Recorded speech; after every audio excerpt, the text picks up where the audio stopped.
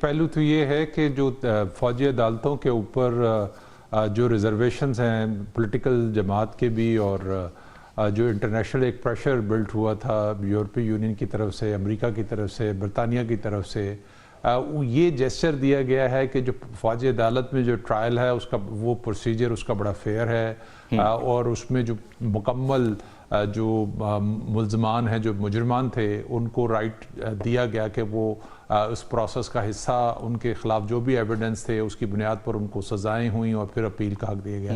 लेकिन इसका एक दूसरा पहलू भी है, जो मुजरमान है उनमें से ज़्यादा, यानी कि जो 19 मुल्ज़मान की 2 साल सज़ा है, और कानून के मुताबिक जो 3 साल तक सज़ा है वो उनको हाई कोर्ट में जब इनके केसेस जाते हैं तो इनको वैसे ही रिलीफ मिल जाता है, और वैसे भी ये जो है वो एक साल से ज़्यादा अरसा जो है वो गुजार चुके हैं, तो वो कानूनी तौर पर भी उनको रिलीफ मिल जाना था। चूँकि अब एक कानून का प्रोसेस रुका हुआ था, और उसकी बुनियादी वजह सुप्रीम कोर्ट ऑफ पाकिस्तान का वो फैसला था जो जस्टिस एजाजुल हसन की सरबराही में एक बेंच ने दिया था। उन्होंने पहले कालअदम करार दे दिया था, और उसके बाद फिर एक 6 रुकनी बेंच का फैसला आया था जिसमें ट्रायल की इजाज़त मिल गई थी, लेकिन वो फैसलों को मशरूत किया गया था सुप्रीम कोर्ट ऑफ पाकिस्तान से। फिर सुप्रीम कोर्ट ने इजाज़त दे दी फैसले सुनाने के।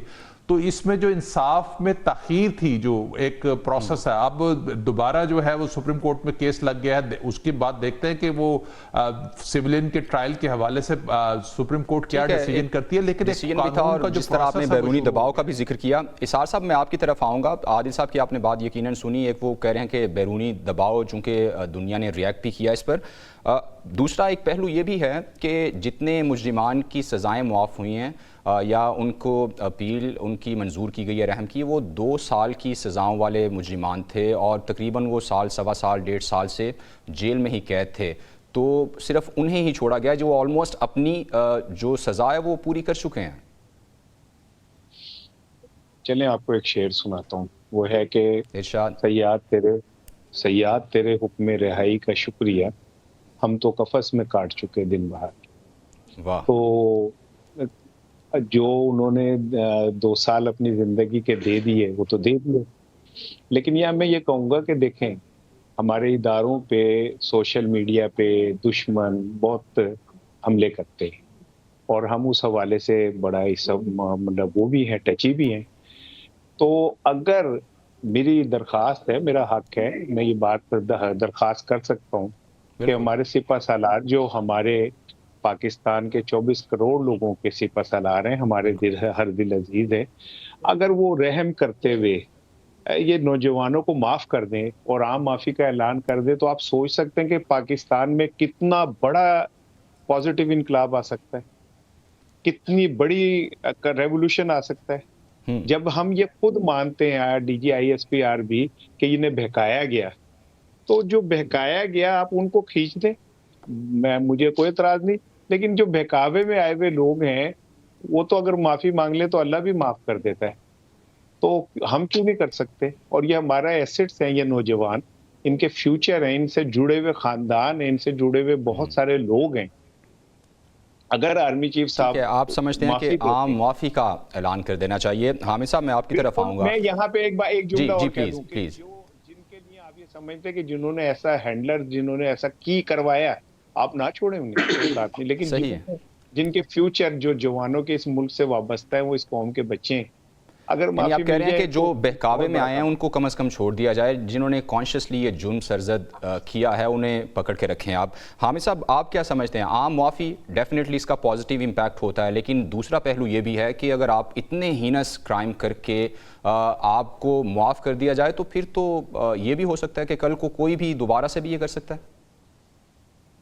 देखिए, इसका तो मैं मुख्तसर सा जवाब ये दूंगा कि बिल्कुल आम माफ़ी जो है वो बहरहाल पब्लिकली अप्रिशिएट होती है, अवामी सतह पर उसको हमेशा पजीराई मिलती है, खुसूसन जब एक पॉलिटिकल बहकावे के नाम पे काम किया गया हो। तो मेरा ख्याल ये कि आम माफ़ी जो है वो बहरहाल बेहतर इम्पैक्ट देगी, लेकिन ये फैसला साजों की मर्जी है। इसके ऊपर तो मैं इतना कमेंट करूंगा, इसके अलावा नहीं। अहम बात ये है कि मौज़म पाकिस्तान की अदलिया क्यों 126वें नंबर पे है? इसलिए है कि जब एक फैसला इजाजुल हसन साहब देते हैं, उस पे 6 जजेस उसके ऊपर स्टे ऑर्डर देते हैं, और उसके बाद फिर जो है वो जो मुकम्मल फैसला है सुप्रीम कोर्ट का, वो आने में ही 1.5 साल लग जाता है, साल लग जाता है, और अभी तक हियरिंग नहीं होती है, जिसकी वजह से मिलिट्री कोर्ट को ट्रायल पूरा करना पड़ता है, जिसकी वजह से मिलिट्री कोर्ट सजाएं देती है।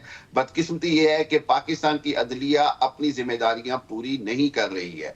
बात यह कि फैसला मिलिट्री कोर्ट्स के हवाले से आ जाना जो है ना, वो सबसे इंपॉर्टेंट है। इसका मतलब ये है कि पाकिस्तान में जो बार बार बाकी दुनिया में हम बात करते हैं अदलिया के निजाम के ऊपर उंगलियां उठाई जाती हैं, उसकी वजह इस तरह के फैसले होते हैं। जहां तक आम माफी का ताल्लुक है, या जहां तक ये जो 19 मुजरिमान को माफी दी गई है, बिल्कुल ऐसे ही है। उनमें से ज्यादातर ने कानूनी तौर पर अपनी सजा पूरी कर ली है या इंतहाई करीब है। उनकी माफी जो है वो किसी डील का नतीजा नहीं है, कोई ऐसा इशारा नहीं है जिससे ये आप कह रहे हैं कि जाए कि तहरीके अदलिया को अपना किरदार सही से अदा करना होगा। आदिल, मैं आपकी तरफ आऊँगा। ये बताइए कि एक तरफ हम ये कहते हैं कि सियासी बहकावे में आकर इन लोगों से ये जुर्म सरजद हुआ है, तो दूसरी तरफ जब हम ये बात करते हैं कि बानी पीटीआई की बात करें या पीटीआई एज पार्टी की बात करें, तो उन्हीं के सियासी बहकावे की तो हम बात कर रहे हैं, तो फिर साथ हम ये भी कहते हैं कि उनको भी छोड़ दिया जाए, या वो कहते हैं कि हमने ये किया ही नहीं है। तो ये दो मुतजाद बातें नहीं है? देखिए, तहरीक इंसाफ ने तो बहुत, इमरान खान ने खुद ऑन किया था कि ये कहा गया था कि जी कहाँ पर हमले करने हैं। उसके बाद जो सिचुएशन डेवलप हुई है, हमने यहाँ पर तालिबान को भी जो है वो वापस ला के बसाया, तो उसका नतीजा क्या निकला? दोबारा मुल्क में दहशतगर्दी जो है वो बढ़ गई। तो इस तरह के फैसलों में जब जो जिम्मेदार हैं उनको सज़ा तो मिलनी चाहिए। देखिए, रियासत को आप चैलेंज करेंगे तो रियासत ने कोई ना कोई जवाब तो देना है। प्रॉब्लम तो सिर्फ यही है कि हमारे अदालती निज़ाम पे ही तो सबसे बड़ा सवालिया निशान है। हमारे जजेस, चाहे वो साकिब निसार कोर्ट हो, बंदियाल कोर्ट हो, वो जजेस ने खुद अदालती निज़ाम को जो है वो मजाक बना के रख दिया है। ऐसे फैसले किए जाते हैं, आइन को रीराइट कर दिया जाता है, यानी कि जानबूझ के ऐसे हालात पैदा कर दिए जाते हैं कि जो सूरत हाल खुद ब खुद किसी और तरफ चलना शुरू हो जाती है। जब आप रियासत के उस अहम इदारे पर जिसका काम है सिक्योरिटी लोगों को देना, उसके ऊपर आप हमला करते हैं, तो आप क्या मैसेज दे रहे हैं इससे?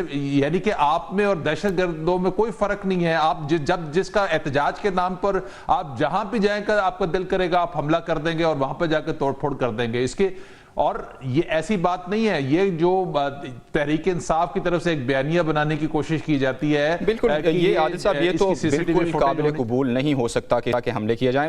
इसार साहब, आपकी तरफ मैं आऊँगा। जुडिशल कमीशन का मुतालबा मुसलसल करती आ रही है पीटीआई, और अभी भी मुज़ाकराती कमेटी में भी वो यही मुतालबा रखते हैं। आपको लगता है कि ये मुतालबा मान लेना चाहिए? जब हुकूमत कहती है कि पीटीआई ने ये किया है, पीटीआई कहती है हमने नहीं किया, तो फिर दूध का दूध और पानी का पानी तो होना चाहिए।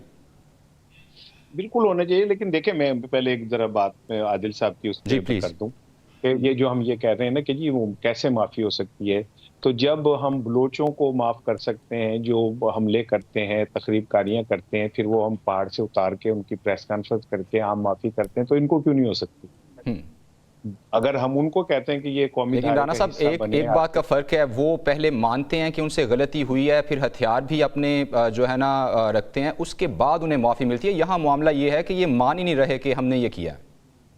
भाई, आप उन्हें सामने तो लाएं, उनके बयान तो लें, उनसे बात तो करें। आप उन तक तो एक्सेस ही नहीं है किसी की। ठीक है। दूसरी बात यह है कि अगर पीटीआई जुडिशियल कमीशन की कहती है, तो इससे बेहतर क्या है? मैं समझता हूँ कि एस्टेब्लिशमेंट को भी एक सेफ रास्ता मिल जाएगा, और अदलिया को भी एक सेफ रास्ता मिल जाएगा, सियासी जमातों को भी सेफ रास्ता मिल जाएगा। जुडिशियल कमीशन बन जाए तो इन्हीं जजों में से बनना है ना, 26वीं तरमीम में से बचने वाले जजों। बिल्कुल। कौन सा जस्टिस मंसूर को आपने बना देना हेड, जो आपको कोई खौफ हो? सही। आप बना दें, इन्हीं जजों में से बना दें, और बना के एक दफा ओपन ट्रायल कर दें। आम आदमी को भी, पाकिस्तानी को भी इसमें शामिल करें, उसे बताएं कि क्या हुआ है, ताकि उसका एतमाद बने। वो ये ना समझे कि जबकि हुकूमत ये दावे भी करती है कि उसके पास सबूत भी मौजूद है।